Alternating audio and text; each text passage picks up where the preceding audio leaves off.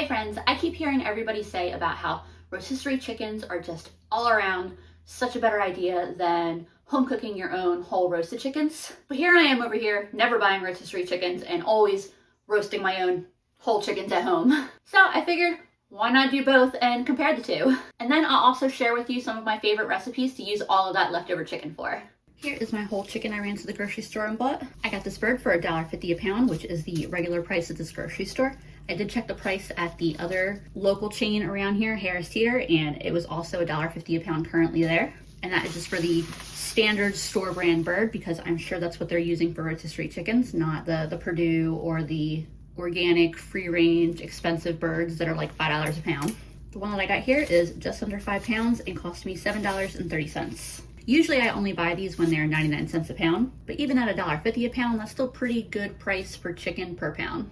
I've got my oven preheating to 350 right now, and typically I can have the bird ready to go in the oven before the oven is done preheating. Like, that's how quick and easy it can be. There are definitely more complicated recipes for like prepping chicken that you can do. You can worry about melting butter over it, putting butter and herbs underneath the skin, filling the cavity with different aromatics and things like that.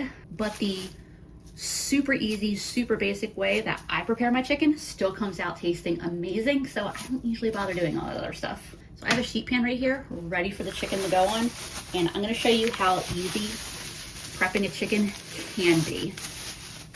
Just carefully cut the package open, and then there's a lot of liquid in here. I'm just going to dump that down the drain real quick. And then my chicken here, I'm gonna out straight onto the pan. I already know somebody is ready to be in my comments calling me nasty for not washing my chicken. But pretty much every single food safety organization recommends against washing chicken and says that it doesn't do anything. And if you don't trust United States food safety organizations, international food authorities say the same thing. That said, you do you. If you feel like washing your chicken makes it better in any way, I'm not going to call you nasty.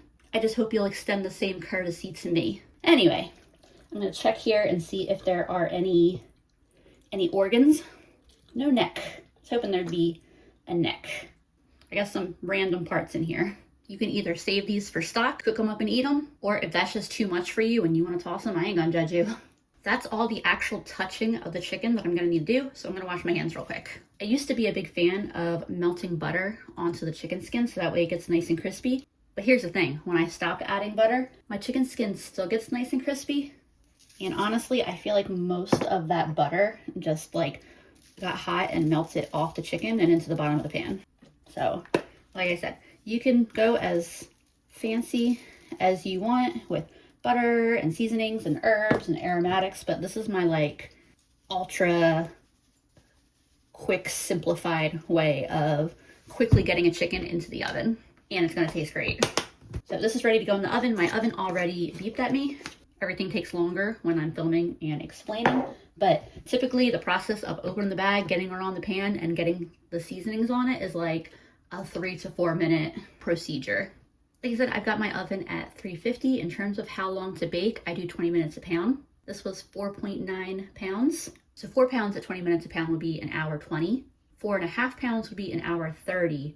And then 5 pounds would be an hour 40.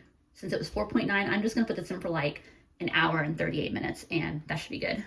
All right, so slight change to how I was gonna do this video. My chicken's out of the oven. I ran to get a rotisserie chicken from Sam's, and they were already out. It was funny too because another guy walked up literally like 15 seconds after us. But so I'll just have to run out and get one tomorrow. I love skin. So here is my chicken straight out of the oven. My mom is already hovering, waiting for her opportunity to start eating some of the skin.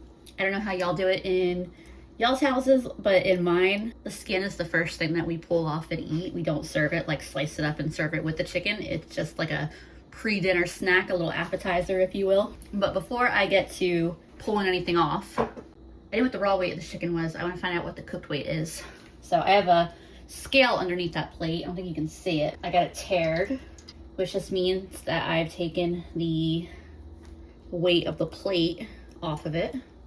And it says that's 41.48.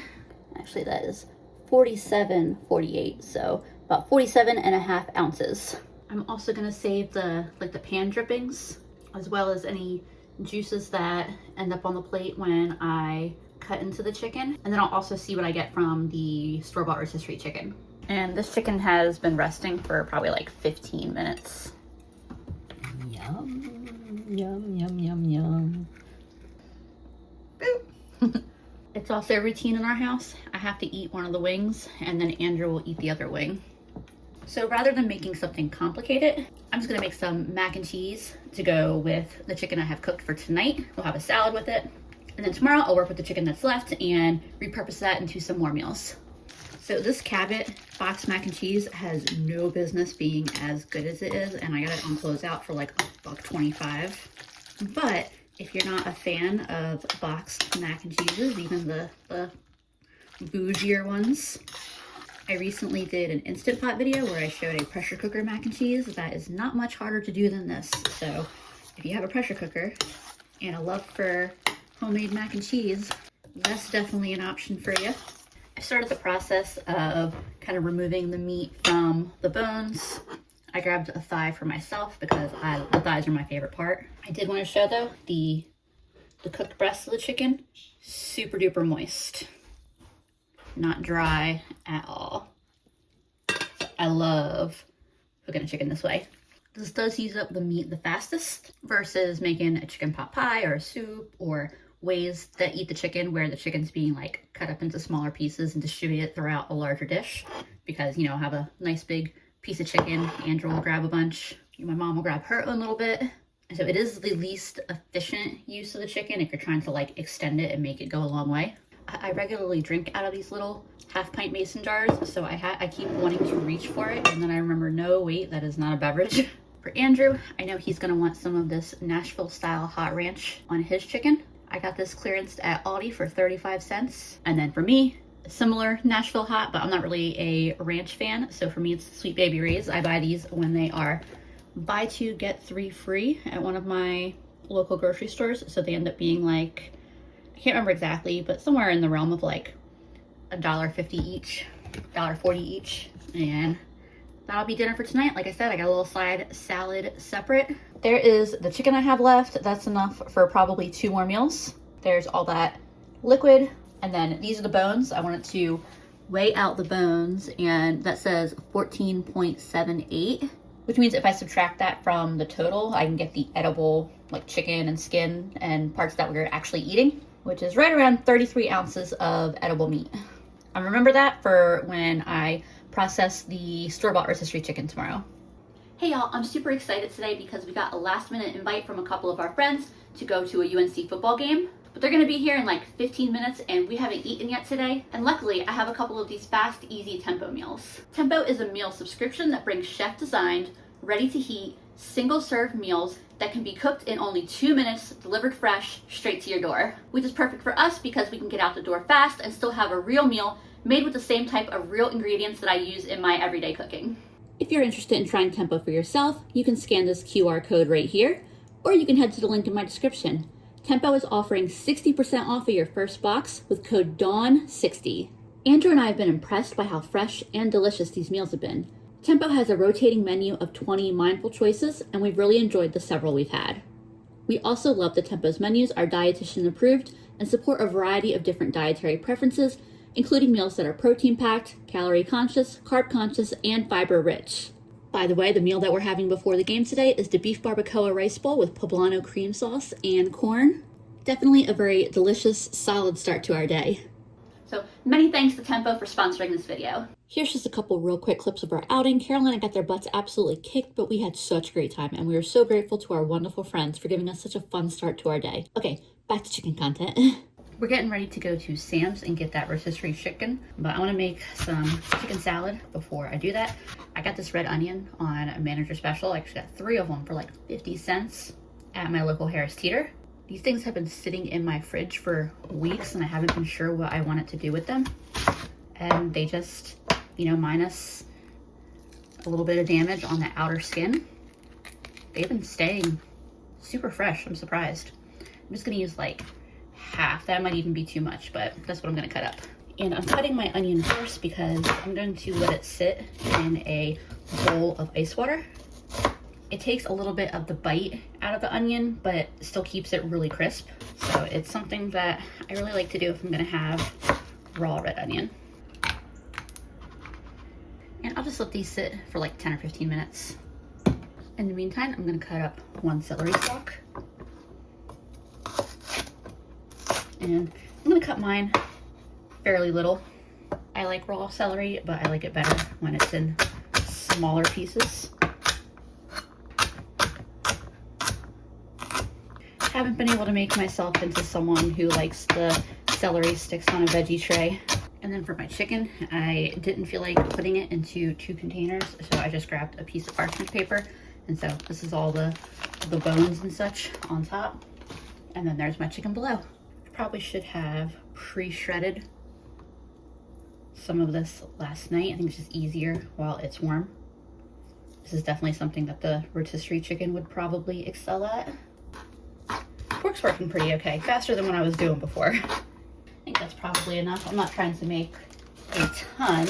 I'll mix everything else together while the onion continues to sit in that cold water, so that way all of my flavors can begin like marinating together. Alright, so once this is all together, I may have enough that I'll set some aside for my mom for later. She's not home right now, but she does love some chicken salad. So I have both some Aldi spicy mayonnaise, that's pretty good, and then of course I got some Duke's regular mayonnaise. And if I feel like I need a little bit extra spiciness, I grabbed some of this Nashville hot wing sauce. Obviously these aren't wings, it's chicken salad, but I bet that's really good in it. So you're probably gonna see me put not enough mayonnaise in it and then like build up to the right amount of mayonnaise. I don't love mayonnaise. Like, I like tuna salad and chicken salad, but I get overwhelmed by the mayonnaise really easily. So I definitely tend to go a little bit overly light when I'm making anything that includes mayonnaise, like deviled eggs or, you know, whatever. Let's just assume that I'm gonna want some of this. I wish I had some onion powder. I need to buy some. That's on my grocery list. There's some of this garlic and herb seasoning. All right, I'll mix this up and see where we're at. It actually may have been enough because this is pretty wet. It's definitely not a dry chicken salad here. And I know what would make this taste really good is to let it sit in the fridge for a couple hours and then eat it. But it is unlikely that we will be doing it because I'm hungry now. And if we're gonna run to Sam's, I feel like I gotta have a snack before we go.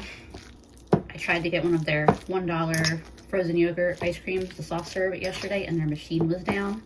And I assume that's gonna be the case again today, unfortunately. They're really good. I've got my onions strained. I'm gonna start adding them. I don't know if I'm gonna add all of them. It feels like a lot. But I don't know, maybe I'll start mixing it in and it won't feel like a lot. I like red onion, but it's gotta be the right amount. I think that's good, and I'll put the rest of this in the fridge and I can either put it in a different meal later or just toss it in a salad or something. I've got a little bit of homemade bread here. I show how I made this in my next video. My videos got a little bit out of order. Thought about toasting this, but I think I want the softness of the bread. And there's my little chicken salad, open-faced chicken salad sandwich. Just what I need to deal with the inevitable disappointment that the ice cream machine will probably still be down at Sam's. I got my chicken and my ice cream. I have successfully acquired a Sam's Club chicken. It was not an easy task.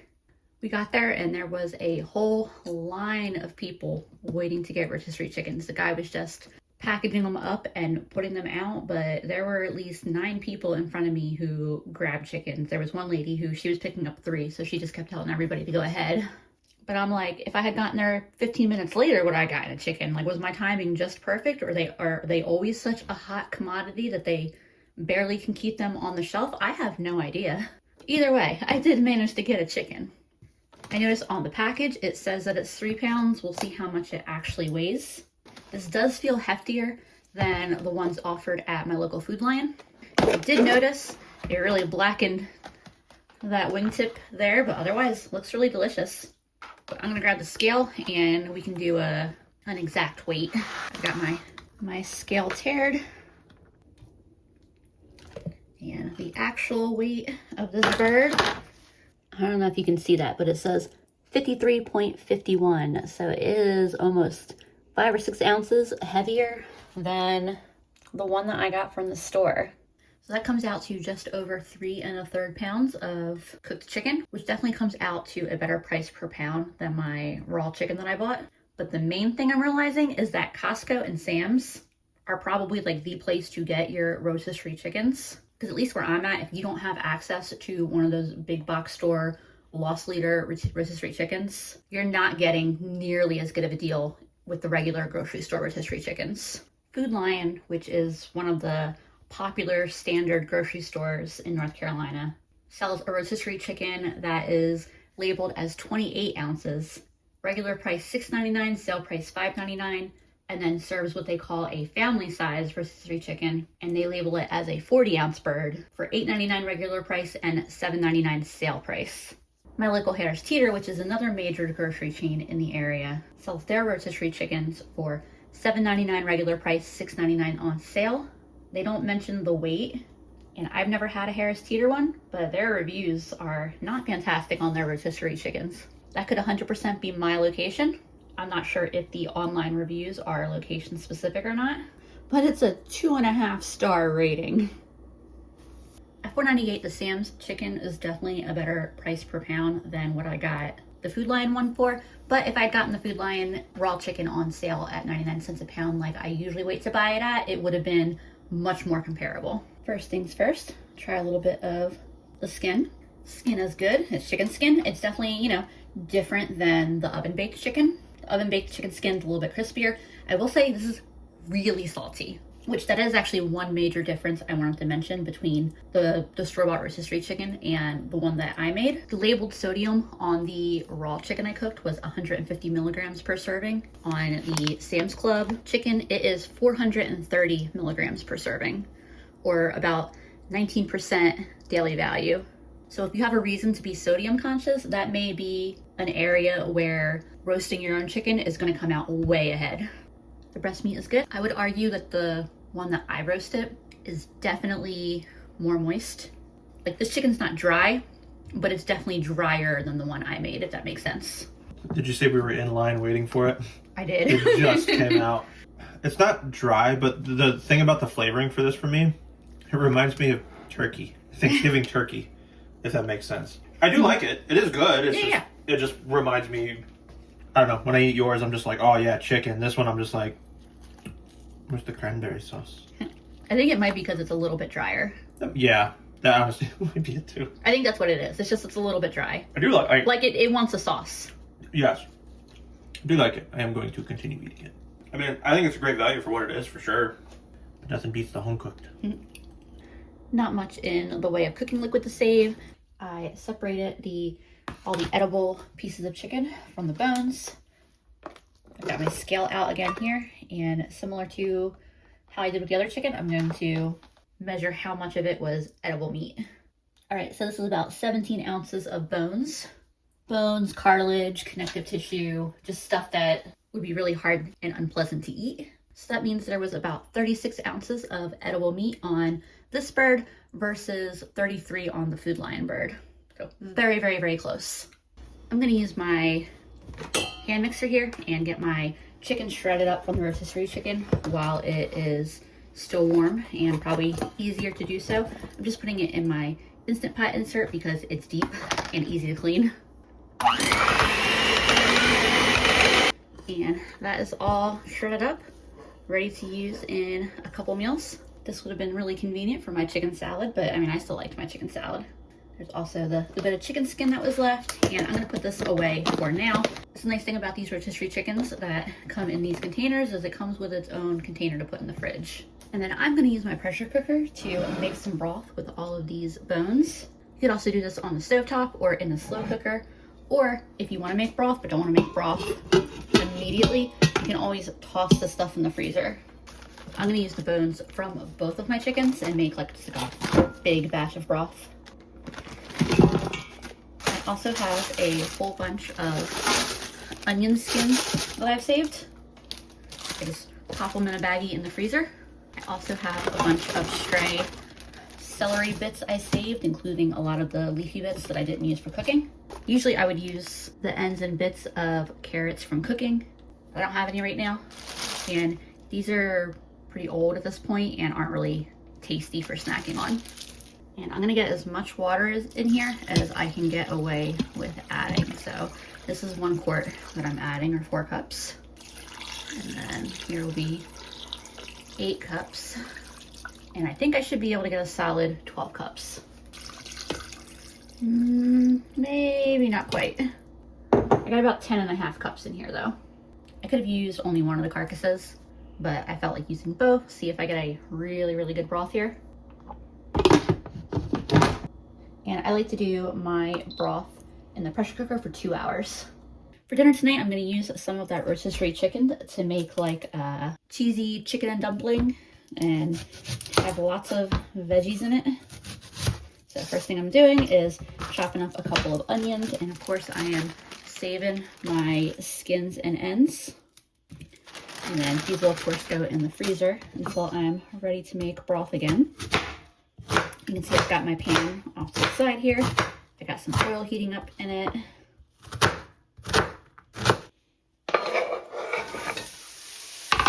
I grabbed a second onion, but I think I'm just gonna stick with 1. And then I'm using baby carrots for my carrots because Aldi did not have any regular carrots. So this was only 89 cents for the 1 pound bag, so at least it didn't cost very much. And it's easy for me to snack on them while I'm chopping them up. And I'm just cutting these in half and then cutting them like 2 or 3 times.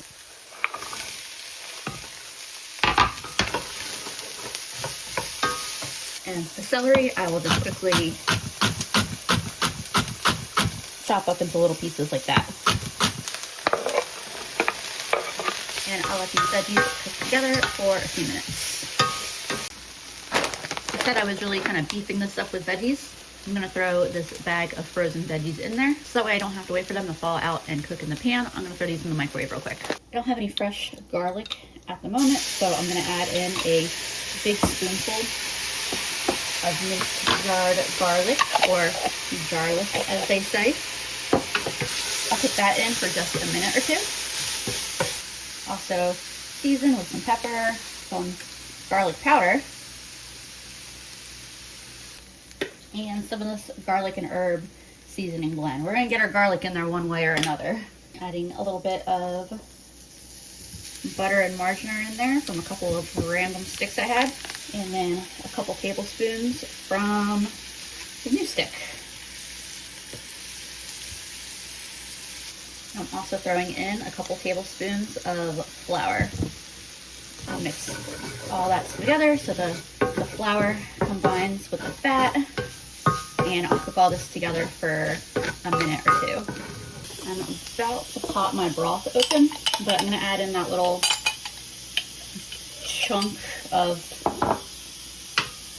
liquid that was in the bottom of my rotisserie chicken to get things started here while I wait for my pressure cooker to finish depressurizing. Right now, normally I just let it natural release the whole time, but I wanted to use some of that broth, so I'm like, you gotta get moving. I'll also do a big spoonful here of the same thing from the other night. It's a little bit of chicken fat. Honestly, that can go in there too. I'm surprised there wasn't that much fat on the tray that the chicken cooked in. But how this stuff is like basically jello, that's how I'm hoping my broth will be when it's cold. Now I'm adding a couple cups of my broth straight from my Instant Pot. I'm just running it through this little strainer thing because I haven't had a chance to strain it obviously from the Instant Pot. The Instant Pot's full of all these like little bits and stuff. Do like 2 cups of that. And I'll get that all stirred in. I just took a taste of that. That is off to a really great start. It does need a little bit of salt. Right now my broth is a no sodium added broth, and I didn't add any salt while I was cooking the veggies. I'll add a bit of soy sauce, and then we'll see if I end up deciding it needs any actual salt. My dairy here is just a completely random assortment of odds and ends from my fridge. This is definitely a use up some of the odds and ends meal right here. So I'm gonna finish out the rest of this container of milk. I reserved a half cup of this for my dumplings. So I got some milk in there and add a little bit of this heavy cream. I know I definitely want to get this very small amount of garden vegetable cream cheese in there, because this is definitely the kind of thing that would get lost into the back of the fridge. And it's taking up too much room for it to only be a tablespoon of cream cheese. So that can definitely join in. And I think I'm gonna use some of this shredded cheese. Honestly, I'm just gonna use the rest of this container. There wasn't that much in there, and I'm trying not to put almost empty containers of things back in my fridge right now. I tasted this. I think it needs just a little bit of salt. Not a lot of salt. A little sprinkle. I'm adding like a couple cups worth of my shredded chicken to this. Stir that in, and I'm sure that's gonna cool this pan down, so I'll give that a minute to heat back up. This is looking insanely good, and it would be perfect just like this. Like I said, I'm gonna get it nice and full of veggies, so I'm gonna mix all the veggies from this bag of frozen veggies in. I want it not quite a soup, but a little bit more than just a sauce. So this is pretty perfect to me. So while this heats back up to a simmer, I will start on my dumpling dough real quick. So I've got 1 cup of flour there, and I'm adding 2 teaspoons of baking powder. Baking powder being this one, not the one in the box that you use for smelly odors. About a half teaspoon or so of salt, and anything else that you want to season it with. Mix all those dry ingredients together. And then we'll do about a tablespoon and a half of butter. It helps if you have one of those tools. I have one, I just don't remember what I did with it at the moment. It's a pastry cutter, I think is what it's called. I'm just pressing the butter into the flour, so I've got lots of little pieces of butter covered flour. Flour covered butter, rather. I'm gonna try mixing a little bit of cheese into my dumplings today. So I'll add that, and then a half a cup of milk. I'll stir my dough together real quick. If I think it's a little dry, I'll add a little splash of the heavy cream that I still have. I'm out of milk, but I still got plenty enough heavy cream. I think this is gonna be just fine though.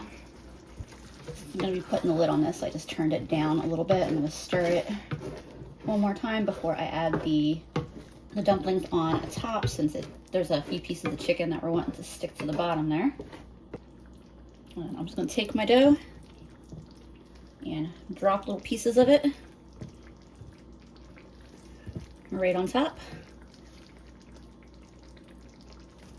I'm covering this. I'm gonna keep it cooking just at a simmer, so that way it doesn't nothing burns to the bottom of the pan.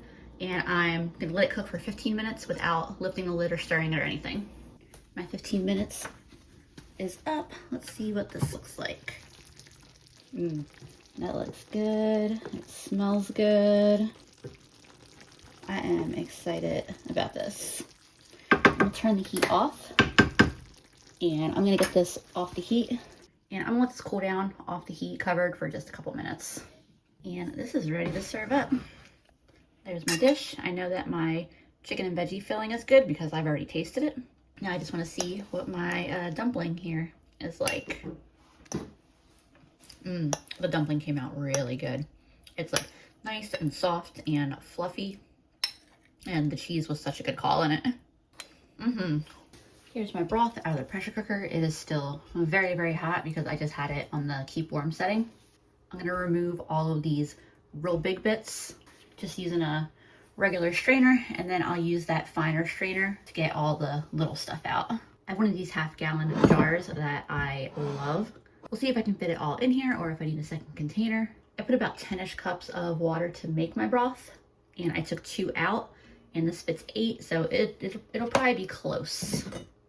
This is a strainer that's for tea, but I find it to be really great for straining my broth. And then when I'm done this, I get to clean my kitchen for the night. Yay! think it's gonna be a little bit too much. Oh, it's so close though. See, there's just a little bit of stuff in there that I didn't want in my broth.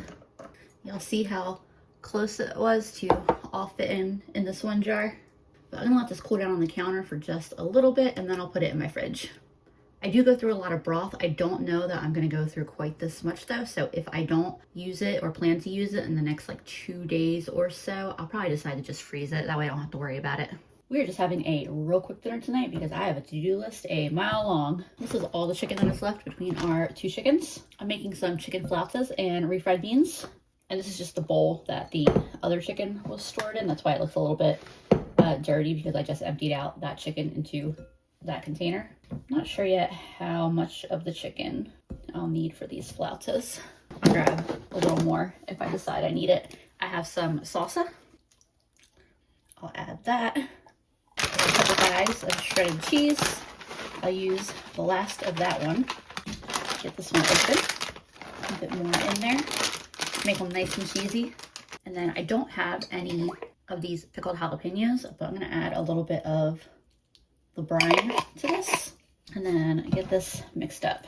I just started my oven preheating to 400. I have some jalapeno cream cheese that I got from Aldi that I bet would be amazing in this, like make super decadent filling, but I haven't even opened that cream cheese yet, and I don't want to use it in a dinner. I want to enjoy it with crackers or something. I do have some sour cream though. I think I'll add, not a lot, just a little bit to add a little creaminess. I'll get that mixed in. I decided I'm adding more of the chicken. I'm using flour tortillas for my flautas. Apparently the type of tortilla, and whether you call it a flauta or a taquito, can be a divisive topic depending on where you're from or how you grew up. I was introduced to the concept as flautas are flour tortillas and taquitos are corn tortillas, but that is not a universal concept. Flauta just means flute, so whether it is a flour tortilla or a corn tortilla, it is still flute shaped. Just realized I'm getting ahead of myself a little bit too, because I wanted to add some pepper, some of that Cajun seasoning, and then just a little bit of this taco seasoning, but I gotta be careful with it because it's so salty. All right, I'll mix the seasonings in real quick, and then I'm gonna start filling my tortillas. And I have my pan oiled here, and I'm just gonna put them seam side down on the pan. And I will just keep filling these for however many I end up getting.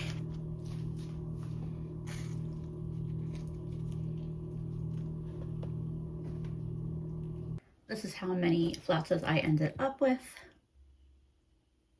And these don't need to be drenched in oil, but because I'm not frying them, I do want to get some oil. In fact, you know, it's probably the easiest way to do this. I put my oil in a little cup here so that way I can brush it on easier. And I'm just gonna quickly give all of them a quick coat of oil. When I brush it on, it feels like a lot of oil, but it's not anything compared to how much they'd be soaking up if I was frying these, like deep frying these.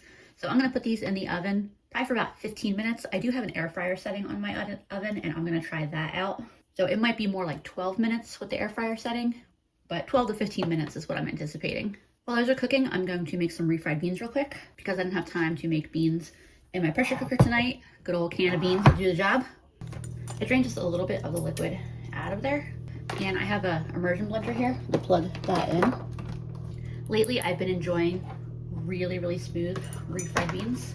So rather than mashing them in the pan, I'm going to blend them right in the can here. I'll blend them smooth, and then I'll heat them up in a pan. And ta-da! If there are any beans or chunks that I missed, I'm not worried about that kind of thing. I've got some oil heating up in this pan here. I'm gonna add a bunch of my jarred garlic. I'll let this garlic cook for just a couple minutes until it starts to brown. I'm really excited. I just got a new to me pan today from my Buy Nothing group. I've been wanting a cast iron pan that is between my big cast irons and my small cast irons. Like I don't have any that are like in between. I gotta fix it up, but I got this one today and I love it. This is exactly the size I was looking for. Say what you will about jarred garlic, but this smells fantastic frying in that fat. Get my beans in here. And then this is the last of that cooking liquid that I had saved from the chicken that I made. It is some super concentrated chicken flavor. So I want to get at least some of that in there. I also need to get this seasoned up. I'm going to use some of that taco seasoning, and I probably will not add any salt because of that. Some pepper, some chili powder, some of this Padilla Complete, and I may toss some hot sauce in. We'll see. We'll let this warm up. I can taste it and see what I think it needs. I just tasted these beans. They taste fantastic. I don't think I need to add anything else. I do want to let them continue to heat up and thicken a little bit. If you thought they looked kind of gross when I poured the cold blended beans from the can, I'll be the first to agree with you that they look a little weird, not particularly appetizing, but as you season them and then cook them down, they'll look a lot less suspect. My flautas just came out of the oven. They look great. I almost forgot. I grabbed this package of cheese out because I just wanted to throw a slice in there. It's not really gonna make them like into cheesy beans, but it's gonna add a little bit of creaminess to them. That'll melt down in there and then I'll stir it in.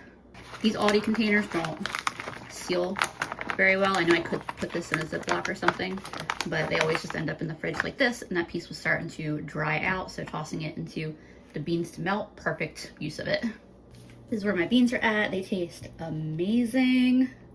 I'm impatient, so I'm going to turn the heat off and take them off the heat, and they'll thicken a bit more as they cool. Almost forgot I have an avocado as well. I almost let this one get too ripe on the counter. I'm gonna mash this up real quick and season it and make kind of a guacamole. I wish I still had some of those red onions cut up, but they got used up. Toss a little bit of seasoning in there. A little bit of lime juice. Get all this mixed in. Wish I had 2 avocados. This will work, but it would be nice to have like twice as much to split amongst the 3 of us, because I would like, you know, like that much at least for myself, but we can share. That tastes good. And there is my finished plate. I've been tasting the beans a lot, so I know they're good. I just gave myself 2 flautas because I've been snacking so much while I've been cooking. I don't need more than 2. That is good. I might actually have 3. We'll see, we'll see.